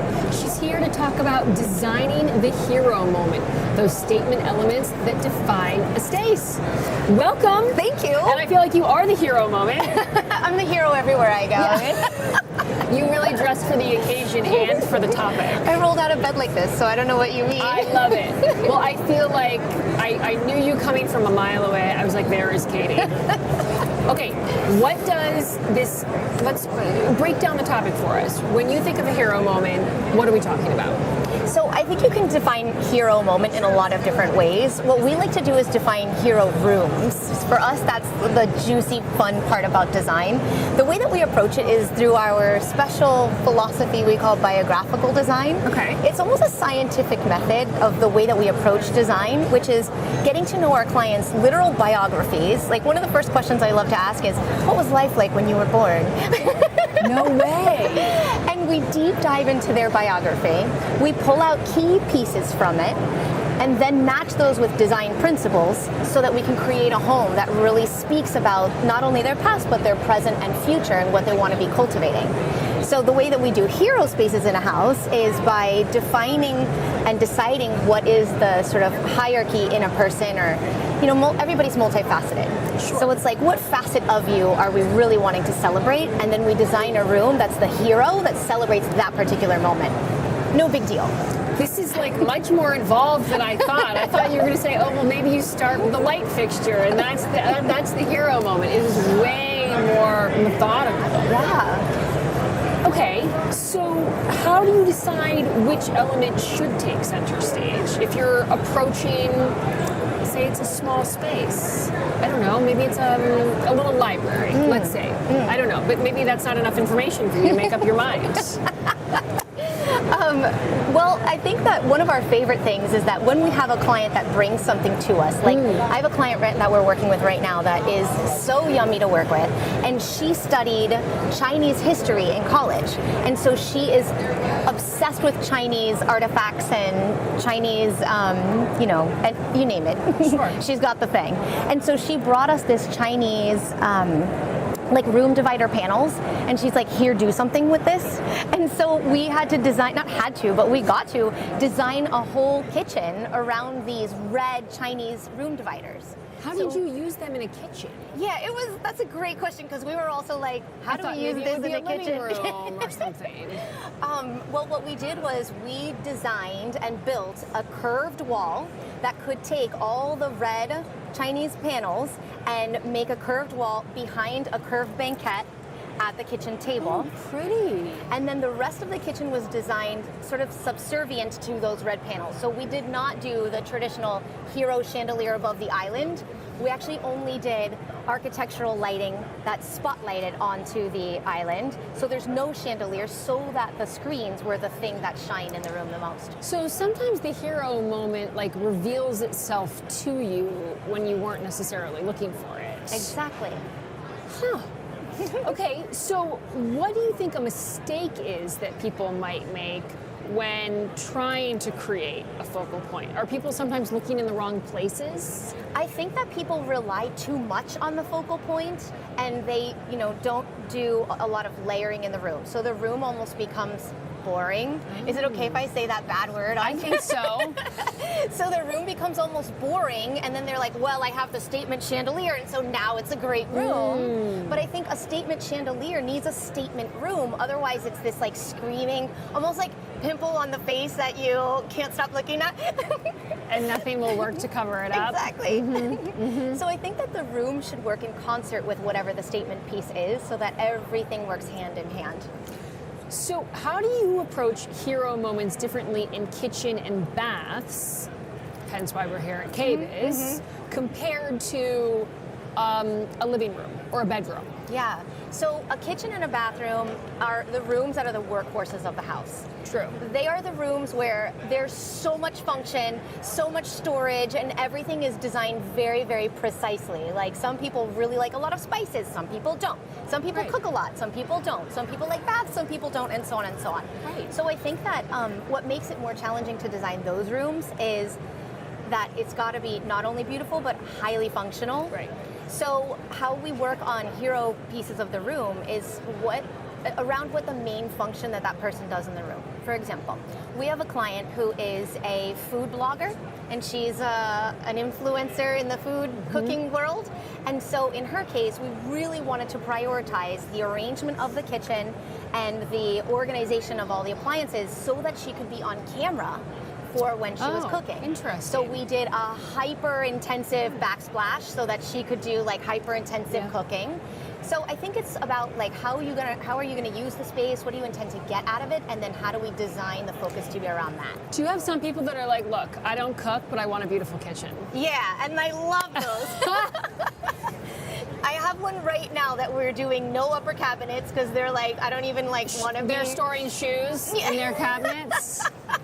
They don't need it for actual food or for anything. Exactly. It is funny because on Homeworthy we do profile some people who are like, I don't cook, but I have this like very fancy range because it's, it makes the room beautiful. Right. So we've designed a very fancy, expensive kitchen for people that have food delivery service, and every morning their food is delivered, breakfast, lunch, and dinner, every morning delivered to their house already cooked. No way. And they still have a very fancy kitchen, so I think that... But they might want to eat in their very fancy kitchen and be surrounded by beauty. Exactly. Okay, so you clearly thrive in maximalism. Thank you. Which I love. Where do you look for inspiration? Only to Homeworthy. Yeah, okay. That's the only place I go. Well, that is a huge compliment, and I hope you are finding a lot of it there. For sure. But do you ever get in a rut? Do you ever feel like, I don't know, like half glass empty ever kind of moment, and you're like, need to refill your tank? I would say that we're all human, and I think that it's part of the human condition to, have some ups and downs and some bumps in the road and things. One of the things I love about what we do is that we do biographical design. And when I'm sitting down with somebody and they're telling me their life story, I mean, I have CEOs of, Fortune 500 companies crying, telling me a story about their last memory with their father, and it's so alivening to me to really be able to get to know people on such an intimate level. And I think that that's what energizes me on every project, to deliver excellence to those people, because they've shared so intimately with me that I want to honor their life. I want to honor who they are. And so that is an energy fuel that just lasts a long time. That's amazing. So basically the answer is no, and you never run out of inspiration. Well, I don't know. If you ask my husband and my son, they might give you a different answer. That's so funny. Maximalism, I think, can feel intimidating for some people. They're like, oh, I can't do this. This is too much color. This is too much pattern. How do you sort of get past that hurdle and show them that they can, lean into a colorful palette if they want to? I mean, is it like part psychology? It's always part psychology. I think that when I am approached like that, I always take the time to deepen into the why of where they're coming from with that. Sometimes people say like, oh, well, because resale value. And I'm like, okay, but you just told me you're going to live here 30 years at least, So I ask why they're coming, why they're saying those kinds of things, where they're coming from with that fear-based question. And when we take a client through the biographical reflection, which is after we meet with them, we understand about their life story and who they are, we make a reflection to them. And that's like, based on who you said you are and where you've come from, we put together a color palette, material palette, and pattern palette based on the who you are of what we've learned. When we do that, then our clients are able to understand why we're suggesting a colorful kitchen or why we're suggesting a patterned wall. It's because of something about who they are. I had clients once that were graphic designers, and they asked me to do a trendy white kitchen good for resale value. I'm like, wait, you're experts in color and pattern and you're asking for an all-white kitchen? What did you do? Didn't make sense to me. So we did a floor-to-ceiling, wall-to-wall, flat cabinet doors all painted in chalkboard. Oh, cool. So that when they come to the kitchen, they can draw things on the cabinet. And they drew a kitchen cabinet on top of the kitchen cabinet, which is so cool. And also they would do their grocery list, like instead of writing cheese, they would draw cheese. Oh. And then they would draw all these pictures of what they wanted to buy at the grocery store. That's cool. And their little kid was drawing things at the bottom of the cabinet. And that's when I felt like, see, this is important. It's important that we don't just do sterile environments, that environments live and contribute to the way that we live in our house. Do your clients ever push you sometimes in ways that you weren't anticipating? Never. All the time. All the time. all the time, for sure. You're like never. All the time. And that's what I love about this job, is it never gets boring, right? Because every client asks for something new, something I've never experienced before. And I love that because it really stretches me all the time. Well, speaking of stretching, you've got an exciting new venture that's happening. Oh, do mention. Okay, tell me about your new retail showroom that's in Coral Gables. I love Coral Gables. Me too. So rich with culture and... I'm wondering why I live in New York City right about now. It's like snowy and 30, and it's like 4 85 degrees there the other day, wasn't it? Miami. Yes, it was. No, but I love Coral Gables. But tell us about this retail showroom. Thank you. So it's called Maison Mischief. Which, I love the name. Me too. It's so fun. So our clients come to us for color and pattern, as you come to know. And what we found in designing these colorful and patterned homes is that it's actually hard to find colorful, patterned, playful things in the world. Yeah, you can't imagine that, right? So the most of the retail environments are lots of beige, gray, tone on tones of whites, and it's hard to find the pink sofa or the patterned chair. Oh, I love a pink sofa. Same. But where do you get that unless you custom make it? Right, that's true. Yeah. So what we have found is that our clients are the mischievous bunch. They're the ones that are willing to break outside of the beige norm and have a pink sofa in a pink room. And so we consider this our mischievous club for the mischievous group of people. So we wanted the store to play with that, to be the mischievous store. I think we might have a rendering, possibly, Lily. Do we have Maison Mischief? She might try and bring it up. But how did you come up with the name? So we wanted to honor the mischievous bunch. Wait, okay, here it is. Yeah. I love the pink cake plate. It's made out of blown glass. What would be your hero moment here? The coffee tables. So my husband, Ruben, who is my business partner, designed these tables, and they are a candy lacquered top with colorful lucite legs. That's cool. And so the bottom of it is crystally and sparkly with color, while the top is also colorful, and very glossy. So together, the light play with the color is incredible. That's our, for sure, hero piece. Look at the bookshelves, though. Oh, they're too much fun. And the way you've lit them. Okay, you know what else I love? I love fabric sort of paneling that you can sort of pull closed and open. Yeah. It's like heavy velvet. That sort of looks like heavy velvet. I mean, I know it's a rendering. Yeah. But I love a peach color. Yeah, then you have to come to the store because we've got a lot of peach. It's so much fun. And we're pairing that with lighting that we have custom made in Spain just for us. Wow. And it's all made out of tassels. So all the lighting... Oh, was that what we just saw there? Yes. So all the lighting plays with the wind, if you will, and you can run your fingers through it, and it just changes, and it's very dynamic because it's always moving because the fringe is like quivering, and it's so much fun. Okay, do you ever wear black or like brown or like neutral colors? Ever? No. No, No, I'm you don't. kidding. No, I do sometimes, of course. No, but I love it. I just think that this is so fabulous. Thank And I you. think that, you know, embracing color is just a really happy way to live. I think that there's no... I love neutrals too, but like I have a pink living room. Oh, hey, 5 it. I have it's not like hot pink. I mean, Okay. it's a blushy pink. But Okay, we've I'll painted the check for it on entire- Homeworthy. Yes, we did do a Homeworthy tour. I'll check for it. But I don't know. All I knew was that I wanted a pink living room. Where And did it that was- come from? I don't know. I don't know. Just But you knew it was it in a your gut? feeling. And I had to figure out the right pink because I didn't think my husband would really like want to live in a pink room, but he loves it. He loves it because it feels Yeah. cozy and Yeah, warm. yeah, yeah. And well, I think that there's no human being that I've ever met that has had a vanilla life.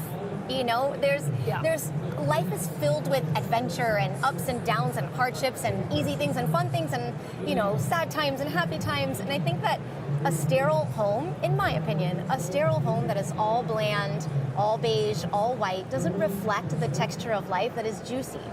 Oh, that's a good way of putting it. I know. You're so good. You are so good, Katie. Thank you for sharing all of your insights. That you are a ray of sunshine. I've loved learning about the hero moment. Thank you. Have fun walking the showroom floor and going on a treasure hunt to find new feel things like for your clients. Every aisle I need a cookie. Oh, I could use a cookie. I know, you've got to stop at the vendors who have like the bowls of candy. I always do. I know. All right, thank you so much. Thank It was you. such a treat to talk to you. Next up, we are chatting with designer Phil Rondero on the power of slow design. Come back in just a few. So fun. So fun. I love your job. This segment is brought to you by CAFÉ. This is your moment. Customize it with CAFÉ.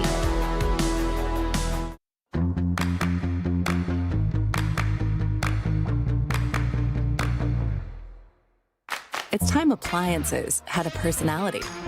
Yours. Discover CAFÉ, the customizable appliance. Customize your cafe kitchen now.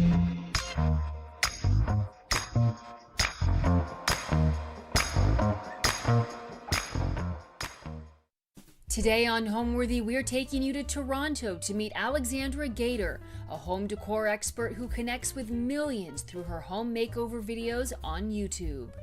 Alexandra makes design accessible for renters and homeowners alike and believes everyone deserves to live in a beautiful space that feels like home, no matter their budget.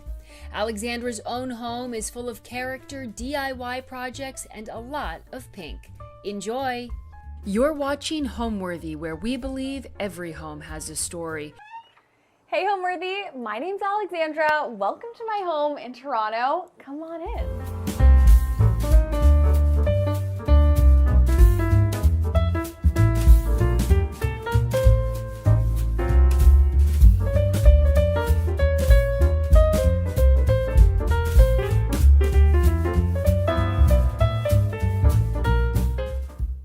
Hi, I'm Alexandra Gator. I am from Toronto, Canada, and I am a home decor YouTuber. So I actually go into people's spaces, usually rentals, usually small spaces, and make them over with my team.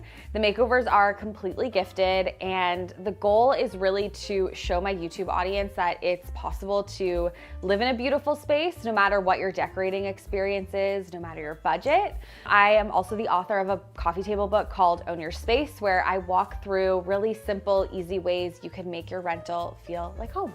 So I live in a rental apartment within an old Victorian home. This home was actually built in the 1800s, so it's a heritage home here in Toronto. I personally love living in an older home because it's filled with character.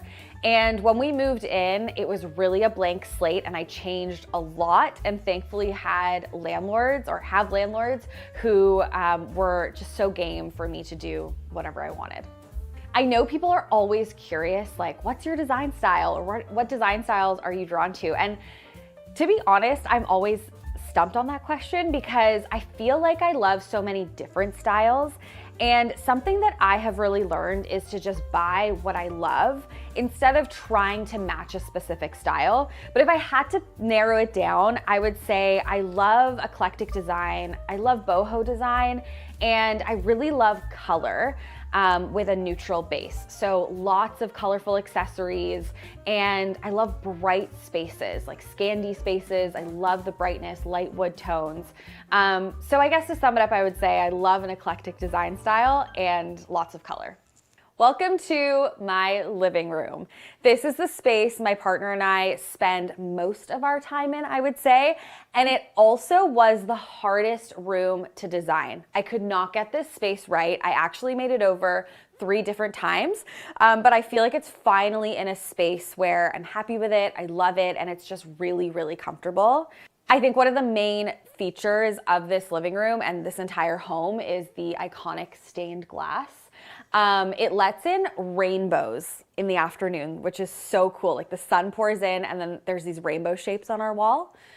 Another thing is the molding. I love all the molding in this space, and I really kind of leaned into that when I was making over this wall. This wall was so difficult to get right because it always just felt really blank, really open. I didn't know if I should paint it a color, but I landed on this peel and stick molding actually from a brand called Luxe Architectural. They sell these panels that you can just stick on the wall. I painted them the same color as the wall. They look like they've always been here. And I feel like it really complements the original molding in the home, like again, adding that character. And it filled the wall a lot. Even though it's a simple detail, I felt like it really completed the space. I added 2 squiggle wall sconces from my favorite lighting retailer called Mitzi.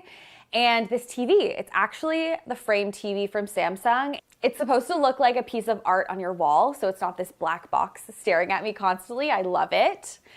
Underneath, this is a piece I've actually brought with me apartment to apartment. I will actually add that a lot of these pieces I've kind of collected over time. And that's what I love about home decor and rentals. You can invest in these pieces that you bring with you space to space. So this bench was white at one point, then it was actually black. It's actually a custom stain that my handyman Graham came up with for me. He mixed it custom for me, and I love the color.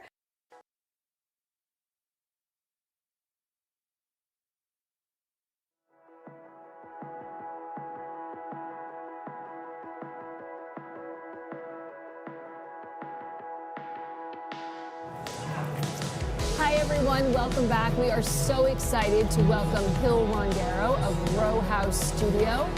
If you caught her Homeworthy tour, you know her spaces are incredibly intentional, and today she's sharing why embracing slow design can result in interiors that really stand the test of time. Welcome! Thank you. Thank you for coming, Hill. Yeah, of course. I feel like I know you, I know. even though we are just meeting for the first time in person. But your Homeworthy episode, not to toot our own horn, but like, I loved it. Thank you. I loved it too. I mean, I just thought that you had such a wonderful presence on camera, and you were such a natural storyteller. And just the design, we've got a little clip of it now.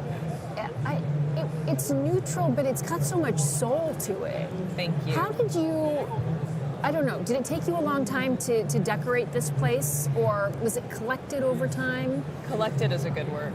Yeah, I feel like that's perfect. It's layered.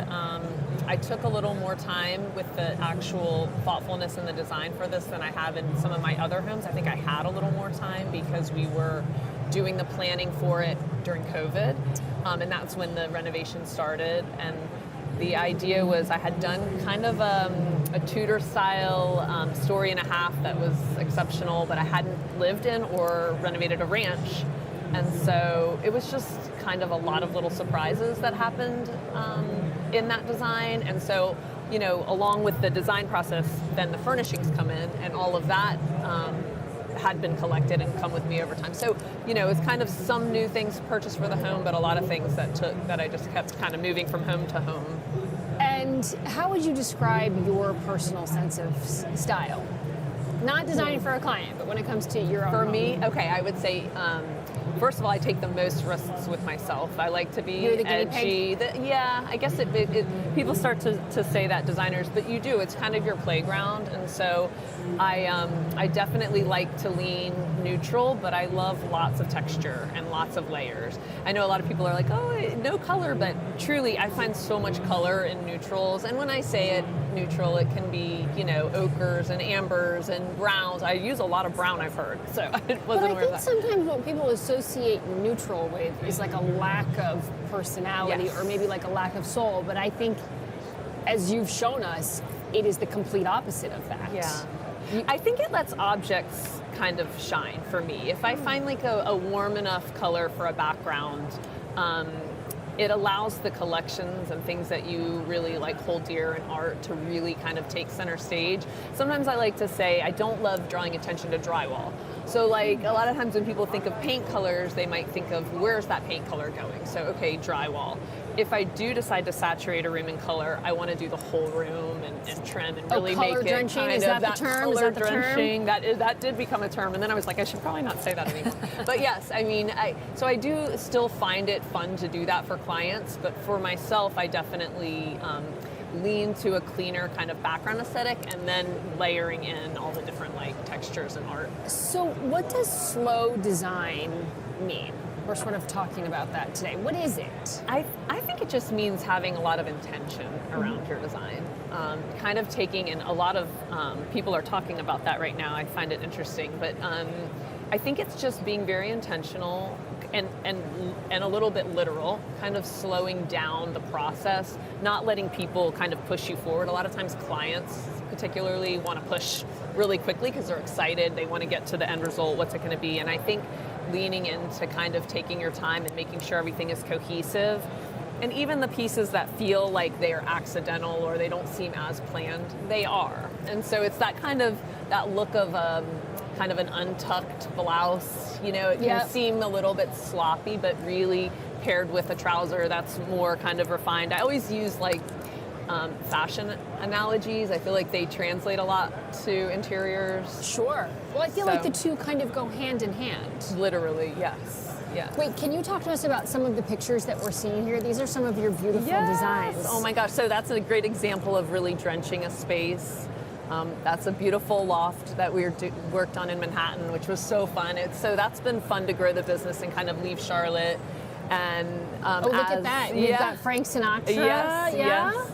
Yeah, that's a great couple that we kind of put in a custom metal doorway there into an office space. That's my personal terrace. I've noticed a lot of fresh greenery in a lot of your interiors. Yeah, I kind of became known for foraging. Like you'll always see me driving with like big branches out of the car and like hanging out, and I'm just like, I think it's okay. I don't know if it's not. I have to tell you a funny story. So we profiled a woman in France. Her name is Marie Dage. Okay. She's a beautiful, she's got a line of porcelain, hand-painted porcelain china. Mm-hmm. And she's built like quite the empire in Paris. And she has a place in the country. And she was telling this story of driving to the countryside, and she gets settled in her house, and like she cannot think about anything except branches. That's right. She I can't. can identify. She's got like 6 kids. She's like, I don't care if anybody needs dinner. She's like, you can wait for dinner. I'll see if there's something in the fridge in a minute, but I have to go outside and I have to get branches. And she's carrying these huge branches into the place. You've got little critters coming out. You got things falling down. Yep. And once everything is put in the vases, yes, she can move on with the next phase of her life. I completely do the same thing. And now my husband's gotten really good at it. So he'll go out. I'll be like, you know where to go. Like, you know where to go. Get me a really big one, and then we'll position it. And then somehow it's kind of like lighting a candle. It just brings the space to life. Yeah. And so I try to put them everywhere, wherever I can, even if it's branches with no greens on them. I love those too. So they're sculptural, and I have a few that are in like a powder room. And so it's finding those natural elements that have kind of an artistic quality to them just by being there. Talk to me a little bit about working with clients who, what if they're like, I want to speed this up a little bit? Yeah. And they may not want too much of the slow. They're like, I'd really like to be in by Christmas. Oh gosh. What do you say to that? That happens a lot, as you know, I'm sure. We usually say we can do something by Christmas. So maybe we phase it in. So I always like to say that we want to give you something that's complete. So whether we need to slow it down, we just had this happen. I had a girl move from Charlotte to New York City. She had to start her job January 1st. She was a repeat client, so we trusted each other, so that was great. But we just kind of talked about it. Like, we're going to get a portion of it done so that it's livable and it's complete. Let's come back and do the next phase when we can really kind of take our time and make it. She wants to stay there, so nobody wants the space to feel rushed. So let's get, a couple spaces done at least. Yeah, because you don't want to feel like you're living in boxes, but you also don't want to feel like you rushed it and you made a mistake, and then you have to undo it. Things that you wouldn't normally want to buy because they're available. Yeah, that happens a lot too. So we kind of try to talk to them about like letting us take our time and like getting in. But the other side of that is sometimes if somebody wants to get in, then we don't get to complete the space, and that doesn't always feel good. So it's a balance. It's a balance for sure. How much of your work would you say is following trends versus not? I mean, I don't know that anybody wants to say that they follow trends too harshly. I think that we're all subject to falling for it. I mean, I think that as much as I can avoid something feeling or doing something that feels trendy, I'm sure we've all done it. I mean, one example I think that is a trend that I've used and I think will sustain is Zalige tile. I mean, that became a huge trend. I mean, you couldn't go anywhere without it. I used it. I see it as a classic. It's kind of like when unlacquered brass came back and then all of a sudden, everybody wanted it. I don't think that's going anywhere. So I think maybe it's not a trend. Maybe it isn't. So maybe it's what's old is new again, and those are things that are classic or handmade, like the Zalige tile or handmade. So maybe if there's an artisan approach or something that feels kind of, it feels old-timey, it feels like it's going to sustain, and it comes to the surface again, maybe it isn't a trend. But it's hard. I think we've all done it over time, but we've learned to be able to kind of, to suss out the things that are like patterns or wallpapers or things that are going to kind of fade away. So for other designers who may be interested in slow design and kind of taking your same approach, what would be some tips you have for them? Oh my gosh. Well, I think definitely preparing your client early on. Oh, smart. Yeah. Just manage expectations. Yes. I think just kind of, that's exactly right. I mean, it's like, it's hard for us too not to get excited and want to please and say yes. Right. So I had to learn to like kind of pull back and just say, you know what, we do this for a living. We know this expectation is going to be a little aggressive. So let's like just slow it down. We want the best for your project. I think that's like nobody doesn't want to hear that. And so it's kind of like a little psychology around it, but we need to take our time. Sometimes, also you can't force creativity. So a lot of times I've felt like I can't make a decision. I haven't gotten there, and I just think the creativity hasn't sparked for that one thing. We need to pause.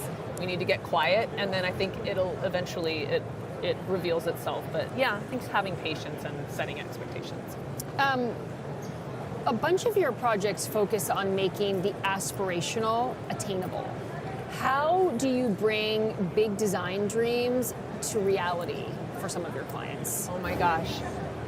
I think maybe it's picking your battles. So like thinking about, if, for instance, one of the things that we talk about with a client at the beginning is kind of send us your inspo pictures. Let me see, are you thinking about Architectural Digest, or are you more Better Homes and Gardens? Like, where are you falling on your expectation of your final project? What is the you know, are you going to discern from perfect plaster to dry, you know, so knowing kind of where their level is of expectation. And then also it's always a choice. I mean, for me, you don't want everything high-end, glossy, beautiful, sparkly. So usually when they come to us, they know that we kind of like to layer in some vintage and some kind of like more textile, like more, I guess, tactile items, and not keeping everything so, you know, clinical. And so they know what they're kind of coming for, but really just kind of talking to them about where we can inject like those really high value items that are like really wow. Like say it's a, you know, we're doing an iron partition like you saw in the photo, and that's a big leap. I mean, that's a big undertaking. It takes, you know, a lot of time to design, and it's also a wow moment. Everything can't be a wow moment. So it's kind of like tempering highs and lows and their expectations. Yeah.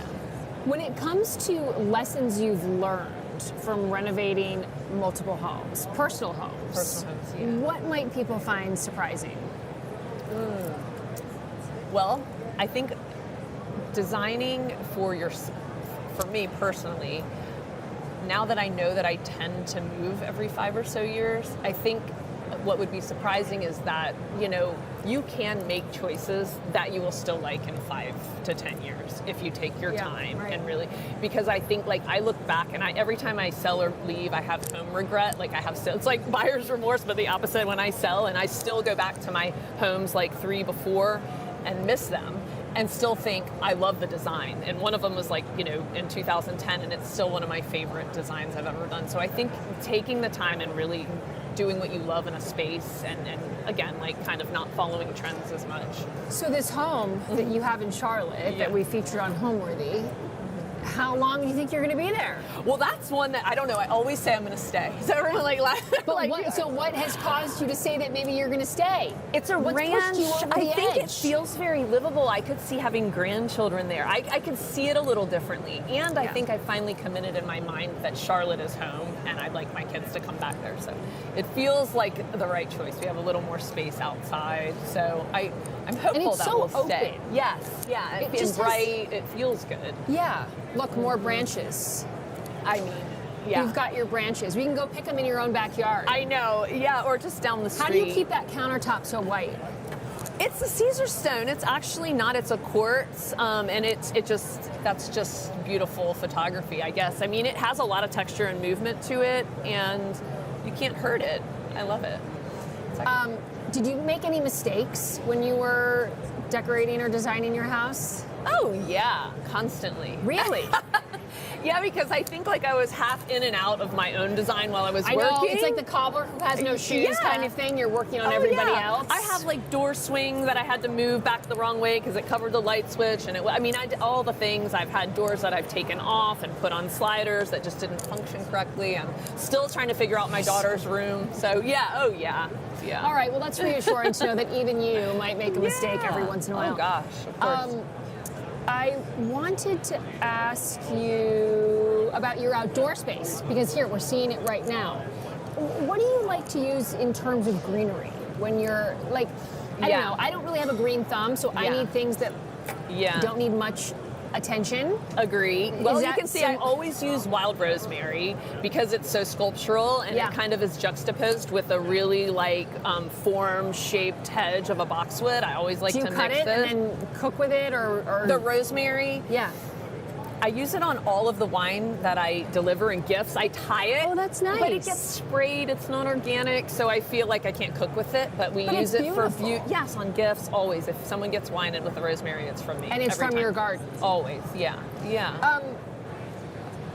Were there moments that planted the seed for how you approach design today? Like even when you were Yes, definitely, definitely. I think. I'm from Virginia, and my grandmother was the biggest influence in my life, and she was a new homes agent. She sold new homes, and it was funny. I used to go with her to her site, and she taught me about how to talk about amenities and how to talk about finishes, and so from a young age. But she lived, like her house always looked like a model home. And so, but I tend to be messy, so I just have it like in drawers. I saw your home. It's hidden in drawers or behind a closet, because visually I want to keep it feeling very clean and and pulled together, but everyone has their messy side. So did you know from a young age, from your grandmother, that you wanted to go into this field? I didn't. I didn't know. I actually studied finance in college. I mean, it's so wild, the journey, but I think I was good at school. I liked all different things. I just didn't know creative careers were really for someone like me. And then after college, I floundered around in business and all different. I mean, oh my gosh. And moving to LA was kind of my opportunity to really get creative and not rush to find another job. And I actually opened a little shop in Long Beach, and my husband kind of supported it all to find, and then it just kind of started from there. And then I did my first renovation in Long Beach on our personal home, and it just kicked it off to where it just started to kind of organically grow. Well, but really the financial background that you have has probably helped serve your business, because you've got both sides of the brain working. You can handle the business side and the creative side. I hope so. I don't know if my family would agree with that, but maybe. I don't know. But yes, the background is there for sure. Have you been to Kbiz before? No. This is your first time? Yes, I'm a little like, whoa, because I thought it would be like High Point. No, it's not. It's fantastic. It's just I had to like kind of it's a get lot my to bearings. take in. Yeah. So what have you been excited to see on the floor? Well, I got to speak with and speak on a panel at Caesarstone, and I'm now their ambassador, so that was so exciting to see some familiar faces. That's and fantastic. See their, I don't know if it's still called a showroom while it's here, but all of this is exciting to me, and seeing some of the vendors that I hadn't ever seen in person has been great. So I'm just starting to explore because, I just got going today. Well, and then you can sort of have this discovery moment that you can bring back to your clients in Charlotte and beyond. Are there any exciting projects you can tell us about? Let's see. That are under wraps? Oh, well, not really under wraps. We have a really, one of the projects is really cool, and we're in a pause only because she's selecting the builder, but it is basically a client hired us, and they bought a property next door to theirs where they're building kind of a little commune for their family. Both sets of grandparents are helping with the kids. They have 4 children. And so it is like there's going to be 2 pools and a greenhouse, and it's like, and it sounds like it's ostentatious. It's not. It's they're doing it. But it's a family compound. Yeah, and so that's exciting. And what makes that even exciting, more exciting, is that the one that's doing it, she's like this young 30s influencer girl who is like just killing it and just so funny. She's kind of does like little comedy skits. So it's just been, I don't know, it's a wild ride, but it's definitely, that'll be a fun one to get going once they choose their builder. Well, it sounds like you've got a lot of exciting things in the pipeline. Okay, if we were to leave our viewers with a few tips from Hill Rondero about slow living, give us 3 things that people can walk away with. If they say they're not hiring a designer, but they want to implement them into their own homes, what can they do? First thing I would say to anybody is invest in some candles. And I don't mean scented candles. I mean candles that you can light on the regular to just enjoy everyday life. I am a big believer in you're setting the mood. I don't care and with kids of different ages and people in and out, taking the time to light a couple candles, even if you're sitting down for cereal, like with your, literally that sounds so, but we definitely make sure. And then, let the candles drip. We kind of, it tells a story. So that's something that I find so warm and inviting. And same ideas if you can have a fireplace. Anytime there's like a flame or fire, I think it's the warmth is there. Another thing is obviously branches, having natural, bring in the outdoors. Are you also a flower person or just branches? I like to arrange flowers that I buy. I don't grow them or anything, but I definitely love having them for guests. I would say definitely by the bed every time. Even when my daughter comes home, I got to get her flowers by her bed. So I think that's just bring some life thing, a hostess thing. Yeah. And then one more. Well, for me, and I don't know, is really get your kitchen functioning and feeling good, because we spend so much time in there. And now I think people are doing a good job of bringing design into the kitchen, but bring some art into the kitchen. That's a great tip. Yeah, make it feel as warm as the rest of your house. And dim lights. And I mean, are you a dim light Of a certain gal? age, we all dim the lights. Yeah, I know. I love a dim light. Hence the candles. But yes, I like lighting very much. So yeah, lots of layers of lighting if possible. But Well, Hill, thank you for joining us today. Thank you for joining us on Absolutely, Homeworthy. thank Your you. style is absolutely impeccable, and it was such a treat to talk to you today, so thank you so much. Do we have Amber up next? Okay, so we are wrapped, everybody. This has been the most incredible day. Day one of Homeworthy and the KBIS Live Studio. I'm feeling inspired and energized for what's to come in the next 2 days. A huge thank you to our fantastic guests, to NKBA for hosting such a world-class event, and to everyone who tuned in and joined the conversation, from groundbreaking products to industry-shaping insights. Today was only the beginning. We'll be back live tomorrow with even more talented designers and cutting-edge innovation and conversations. You won't want to miss it, so we'll see you tomorrow. Thanks for joining. This segment is brought to you by CAFÉ. This is your moment. Customize it with CAFÉ.